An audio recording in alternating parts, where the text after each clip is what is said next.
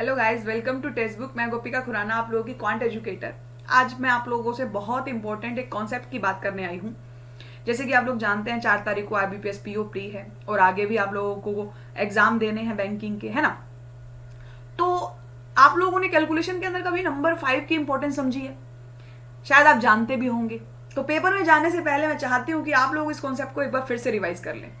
तो मैं आज मैजिक ऑफ 5 बताऊंगी कैलकुलेशन के अंदर, ठीक है। जिन बच्चों को थोड़ा थोड़ा पता होगा वो जरूर मेरे को कमेंट बॉक्स में आंसर करिएगा, ठीक है।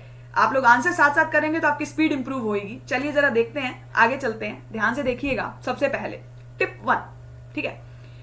कभी भी ऐसा नंबर जिसका स्क्वायर करना हो और उसके यूनिट प्लेस पर आपको 5 दिख जाए तो मुझे जल्दी से बताइए आंसर कैसे किया जाता है। बात को ध्यान रखिएगा, हमेशा आप क्या करेंगे, जब भी ऐसा कोई नंबर आपके सामने आएगा जिसके यूनिट प्लेस पर 5 हो और आप उसको स्क्वायर करने लगे तो याद रखिएगा आपको हमेशा 6 जो पहला नंबर होगा उससे जस्ट एक बड़ा नंबर लेना है। आपने 7 लिख दिया, आप इस 7 को इसी 6 से मल्टीप्लाई कर देंगे 42 और हमेशा पीछे 25 आएगा।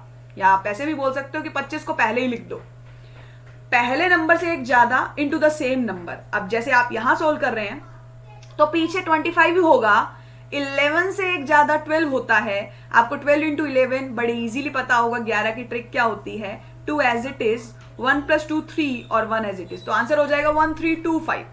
जब 135 का स्क्वायर करोगे वही पीछे 25 एज इट इज, 13 से एक बड़ा 14 होता है, आपको 13 इंटू 14 करना है। You have to multiply 13 into 14। Just do one thing, 13 into 14, थोड़ी सी कैलकुलेशन ध्यान से करिएगा। इसको कैलकुलेट करने का एक फंडा तो होता है बेसिक कैलकुलेशन करिए, एक ये भी होता है। देखिएगा आप क्या कर सकते हो, जब भी आपको दो कॉन्जिक्यूटिव नंबर को मल्टीप्लाई करना हो तो छोटे वाले नंबर का स्क्वायर कर लीजिए, ठीक है, और उसमें छोटा ही नंबर ऐड कर दीजिए, यानी इस नंबर का स्क्वायर प्लस यही नंबर, छोटा नंबर का स्क्वायर प्लस छोटा नंबर, तो आपको मिल जाएगा कितना, 182। Your answer is 18225। This was tip 1। Second पकड़ते हैं। चलिए, ये मेरा टेलीग्राम का लिंक है, अपकमिंग क्लासेस की नोटिफिकेशन इस पर आती है, आप इससे जुड़ सकते हैं, ठीक है जी। चलिए, आप लोगों के लिए टिप 2 आपके सामने है। जब भी आपको किसी नंबर के एंड में 5 दिखे और आपको राइट हैंड साइड पर पेपर में कोई इवन नंबर दिखे, इवन नंबर में ये वेरी मच इंपॉर्टेंट कॉन्सेप्ट है। एक नंबर दिखे जिसके एंड में 5 हो और आपको राइट हैंड साइड या लेफ्ट हैंड साइड कहीं पर भी ऐसा नंबर दिखे जो इवन है, तो आप कोशिश ये करिएगा, इस 85 को 18 से मल्टीप्लाई करते टाइम ट्राई करिए कि आप इस नंबर से 2 कैरी ऑन करके इसको दे सके। मेरा कहने का मतलब यह है, आप इस नंबर को तोड़ दीजिए 2 इंटू 9 में। इस 2 को आप इससे मल्टीप्लाई कर दीजिए तो बन जाएगा 170 इंटू 9। एक ही बात है ना, बोलो हाँ के ना।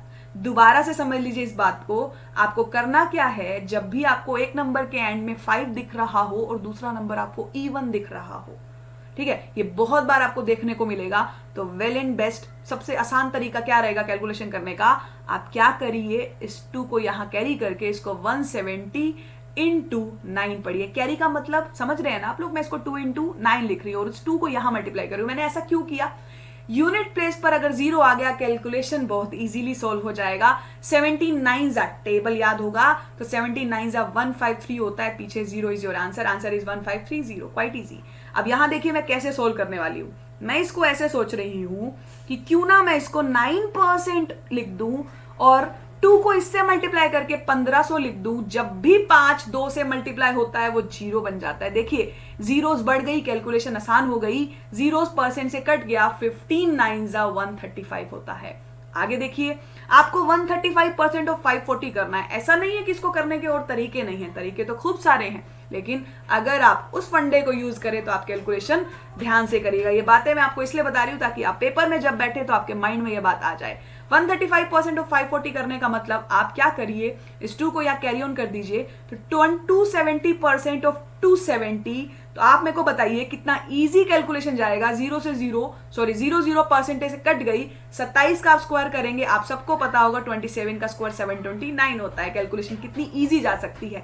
ऐसी ट्रिकी बातें जैसे कि ये चीज प्रिडिक्शन कि 27 इंटू 27 ही निकल के आ जाएगा, ये एग्जाम में बहुत यूज होती है। 27 का स्क्वायर इज 729, आंसर हो गया।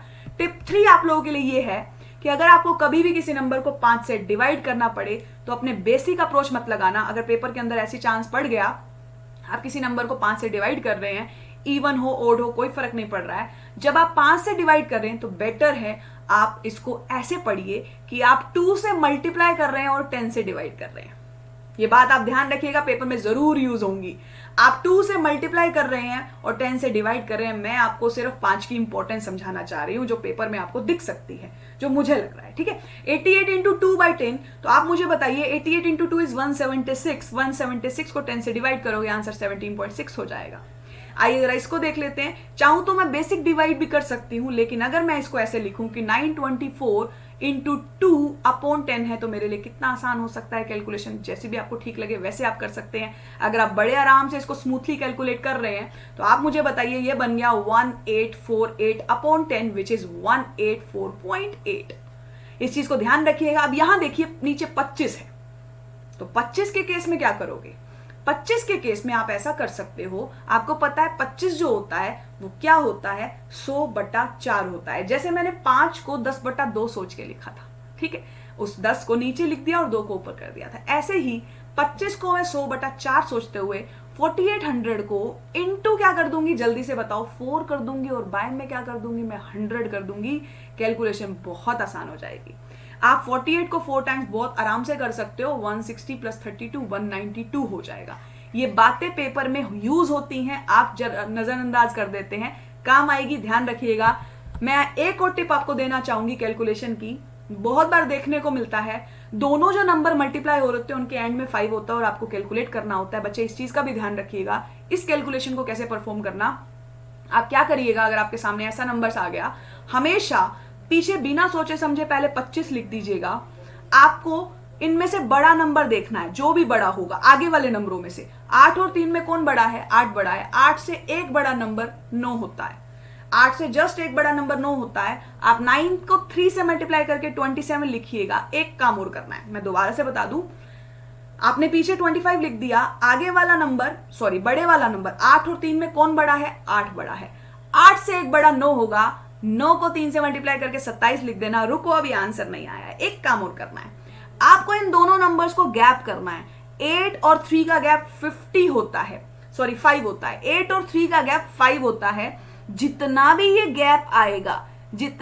गैप आएगा उतने टाइम्स आपको 50 को लेना है। दोबारा बताऊं, दोबारा बताती हूं। आपको बिना सोचे समझे पीछे 25 लिख देना है। जब दोनों नंबर के एंड में 5 हो तब आपको आगे वाले नंबर से एक बड़ा नंबर लेना है। 9 को 3 से मल्टीप्लाई करोगे तो 27 हो जाएगा। लिख दिया, बात समझ में आया? अब आगे सुनिए, ये दो नंबर्स जो थे इनके बीच में जो गैप है उतने टाइम्स आपको 50 लेके यहां ऐड कर देना है। तो 250 ऐड करोगे तो यू विल गेट 2975। अगला करके दिखाएं, चलिए। पीछे बिना सोचा समझे 25 लिख दिया। आपको बड़े नंबर से एक बड़ा लेना है और आपको उसको छोटे नंबर से मल्टीप्लाई करके लिख देना है। जो भी दोनों नंबर्स में गैप होगा, 7 और 2 में 5 का गैप है, उतने टाइम्स 50 ले लीजिए। 250 को यहां ऐड कर दीजिए। ठीक है जी, तो बताइए आंसर कितना आएगा? You will say 1875। Quite easy. आप लास्ट में देखिए क्या करना है, बताइए मुझे कौन बड़ा कितना बड़ा। 17 से एक बड़ा 18 होता है, डरने की कोई जरूरत नहीं है, बड़े नंबर्स भी हो सकते हैं। 18 को 3 से मल्टीप्लाई करोगे कितना होगा? 5 4 और पीछे 2 5 तो लिखना ही था। एक काम और करना है, क्या करना है, इस 17 और इस 3 का डिफरेंस करना है। 17 और 3 के बीच में 14 का डिफरेंस होता है। 14 टाइम्स अगर 50 लोगे तो 700 को जोड़ना पड़ेगा और आंसर आ जाएगा, जल्दी बताओ, 6125। यू गॉट द पॉइंट और नॉट? ये थी वो टिप्स जो 5 की कैलकुलेशन में आप लोगों को पेपर्स में यूज पड़ सकती हैं। ठीक है, इसे ध्यान रख लीजिएगा और सेशन को लाइक और शेयर कर दीजिएगा। Thank you so much, bye bye.